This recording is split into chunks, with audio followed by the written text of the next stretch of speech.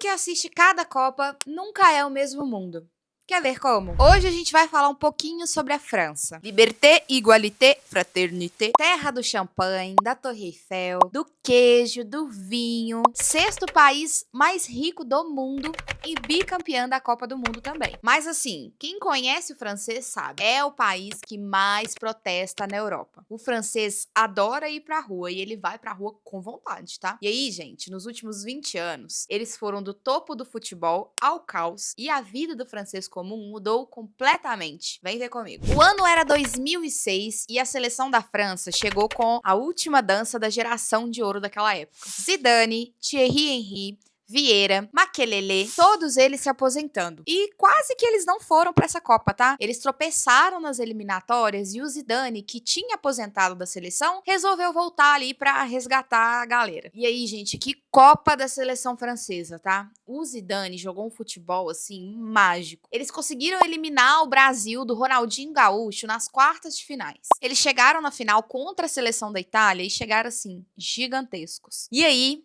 veio a cena que entrou para a história do futebol mundial. O Zidane deu uma cabeçada no peito do italiano Materazzi e foi expulso. A França, gente, perdeu nos pênaltis, ficando com o vice-campeonato nesse ano. E como era a vida na França em 2006? Então, tinha um problema sério acontecendo naquele ano. No fim de 2005, os subúrbios de Paris pegaram fogo. Fogo literal, gente. Então, diversos jovens descendentes de imigrantes africanos naquela época, que viviam ali, né, na periferia francesa, começaram a queimar carros, prédios, escolas e qual que é o porquê disso? Naquela época, o desemprego era tão alto entre os jovens da periferia que a sensação que eles tinham é que eles não tinham futuro. E isso foi a maior revolta urbana francesa dos últimos 40 anos. O governo decretou estado de emergência ali. Isso porque a França rica lá de Paris e a França pobre dos subúrbios eram duas Franças completamente diferentes. Copa de 2010, a seleção francesa passou um vexame completo. Dessa vez, eles vieram sem o Zidane e a França veio com o técnico Raymond Domenech. Me perdoe se eu estiver falando errado, viu, gente? E que ninguém queria que ele fosse técnico, tá? Então, eles já estrearam empatando com a seleção do Uruguai. Logo depois, acabaram perdendo pro México. E aí, veio uma das cenas mais bizarras das histórias de todas as Copas, pior do que a cabeçada do Zidane, tá? O atacante Anelka xingou o técnico no intervalo.